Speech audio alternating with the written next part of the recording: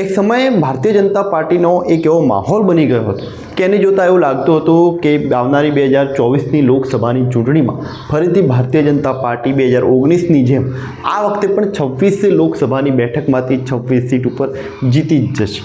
પરંતુ જે રીતે આખા સમીકરણો બદલાયા અને એ જોતાં બનાસકાંઠાની બેઠક ઉપર એટલું બધું સમીકરણ બદલાઈ ગયું છે અને અમુક વાતો એટલી બધી ગૂંચવાઈ ગઈ છે કે ક્યાંક ભારતીય જનતા પાર્ટીને હવે ડર લાગી રહ્યો છે।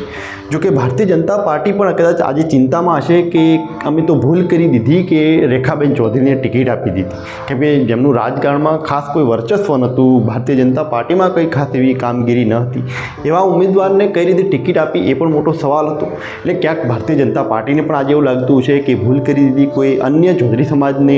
ના ઉમેદવારને જો ટિકિટ આપી હોત તો કદાચ એ જ્ઞાનીબેનને ટક્કર આપી શકે, કેમ કે બનાસકાંઠાની બેઠક ઉપર બધાને જ ખબર હતી જો કે ભારતીય જનતા પાર્ટીમાં કોઈ પણ નેતા આવે પરંતુ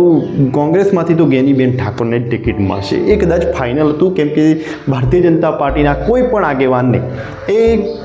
જ્ઞાનીબેન ઠાકોર ટક્કર આપી શકે એમ હતા। અને આ વખતના જે સમીકરણો થયા, હાલ જે રીતનો આખો માહોલ બની ગયો છે, ક્યાંક રેખાબેન જે રીતે મિટિંગો કરી રહ્યા છે, ક્યાંક જ્ઞાનીબેન જે રીતે મિટિંગો કરી રહ્યા છે, બધું ઓકે હોવા છતાં દરેક પાર્ટી પોતાની મજબૂતાઈ તો બતાવી જ રહી છે, પરંતુ જ્ઞાનીબેનનું થોડુંક વર્ચસ્વ વધી રહ્યું છે। ક્યાંક એવું દેખાઈ રહ્યું છે કે જો આપણે થોડી ઘણી ભૂલ કરી દઈશું, જો ભારતીય જનતા પાર્ટી અમુક વાતોને જો લાઇટલી લઈ લેશે, અમુક એવી ભૂલો કરશે તો ક્યાંક જ્ઞાનીબેન પણ એમને ટક્કર આપી દેશે। એટલે રાજકારણ છે ને એમાં ક્યાંક ભારતીય જનતા પાર્ટીને પણ બનાસકાંઠાની સીટ ઉપર થોડોક ડર લાગી રહ્યો છે કે ક્યાંક જો આપણે ઠાકોર સમાજને અમુક વાતોમાં આપણી જોડે નહીં લાવીએ, જો આપણા સાઈડ ભારતીય જનતા પાર્ટી તરફ જો નહીં ખેંચી જઈએ તો ક્યાંક એ સમાજ કોંગ્રેસ તરફી ન જતો રહે ને એના કારણે જ્ઞાનીબેન જીતી પણ ન જાય। એટલે જે પણ જ્ઞાનીબેનના સપોર્ટમાં જે પણ આગેવાનો રહી શકે એમ છે એ આગેવાનોને ભારતીય જનતા પાર્ટીમાં લાવવાનો પ્રયત્ન શરૂ થઈ ગયો છે। હું વાત કરી રહ્યો છું લેબજીભાઈ ઠાકોરની કે જે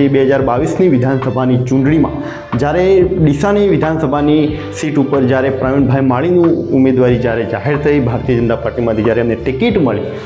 ત્યારે જ આખા ઠાકોર સમાજમાં લેબજીભાઈ ઠાકોરે બળવો કર્યો ભાજપમાંથી અને અપક્ષ ઉમેદવારી નોંધાવવાની વાત કરી, સમાજે એ વાત સ્વીકારી, કેમ કે ઠાકોર સમાજ એ ભોળો સમાજ છે અને સામાજિકના નામે કોઈ પણ નેતા જ્યારે એને ચરવાનો પ્રયત્ન કરતા હોય છે તો એ નેતાને ચરવા પણ દેતા હોય છે। એટલે આ એક કડવી વાસ્તવિકતા રહેલી છે અને આ 2022ની વિધાનસભાની ચૂંટણીમાં પણ આવું જોવા મળ્યું હતું, કેમ કે એ વખતે લેબજીભાઈ ઠાકોરે અપક્ષ ઉમેદવારી નોંધાવી, ગામડે ગામડે એમની મિટિંગો થવા લાગી, ઠાકોર સમાજે એમને ફૂલ સપોર્ટ કર્યો, ક્યાંક તો એમને ચૂંટણી લડવા માટે પૈસા પણ આપ્યા હતા। એટલે આટલો બધો આખો એક સામાજિક એવો માહોલ ઊભો થયો, છતાં એ વખતે લેબજીભાઈ ઠાકોરે 45,000 જેટલા વોટ લીધા હતા, પરંતુ બધાને ખબર હતી કે પ્રવીણભાઈ માળી જીતવાના છે અને જ્યારે ભારતીય જનતા પાર્ટી જીતી જશે એટલે લેબજીભાઈ ઠાકોરના કારણે આખા ઠાકર સમાજને બહુ મોટું પરિણામ ભોગવવાનું રહેશે।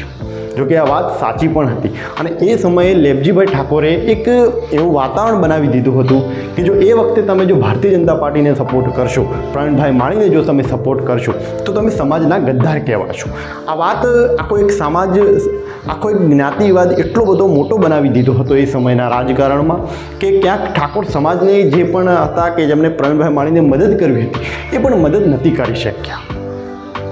ચલો એ તો બધું ભૂતકાળ છે, પરંતુ એ ભૂતકાળમાં તમારી જે વિચારસરણી હતી, જે પણ તમારા મંતવ્યો હતા એ આજે કેમ બદલાઈ ગયા?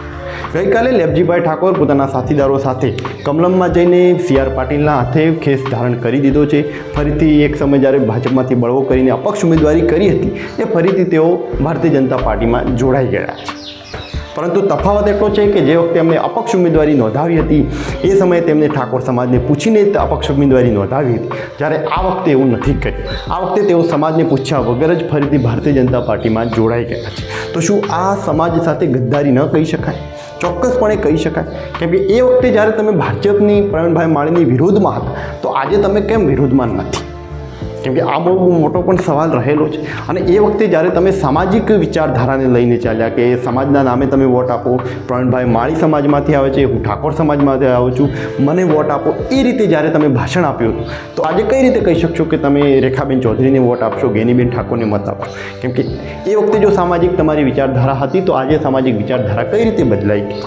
એટલે આ રાજકારણ છે અને આવા નેતાઓ એ સમાજના નામે ચરવાનો પ્રયત્ન કરી રહ્યા છે। એટલે થોડાક સચેત બનવાની સમજવાની ખૂબ જ જરૂર છે, કેમ કે ક્યાંક ભારતીય જનતા પાર્ટીને પણ થોડોક ડર તો છે જ કે ગેનીબેન કદાચ જીતી ન જાય, એના માટે તેઓ એ પણ ગેનીબેનના સપોર્ટમાં જે પણ આગેવાનો રહી શકે છે એમને પૂરેપૂરો પ્રયત્ન કરે છે કઈ રીતે અમને તોડી પાડવા. એટલે જ્યારે લેબજીભાઈ ઠાકોર જેવા લોકો જ્યારે ઠાકોર સમાજને પ્રેઝન્ટ કરતા હશે તો એ સમાજ ક્યારેય વિકસિત નહીં થઈ શકે, કેમ કે ઠાકોર સમાજમાં ઘણા વર્ષોથી એક બહોળો સમાજ તો કહી શકાય, પરંતુ ઠાકોર સમાજમાં એટલું બધું હજી શિક્ષણ નથી અને એના કારણે ઘણા બધા નેતાઓ એમના ખોટા એવા સામાજિકના નામે ચરી જવાનો પ્રયત્ન કરતા હોય છે. એટલે આ વાત થોડીક સમજવાની જરૂર છે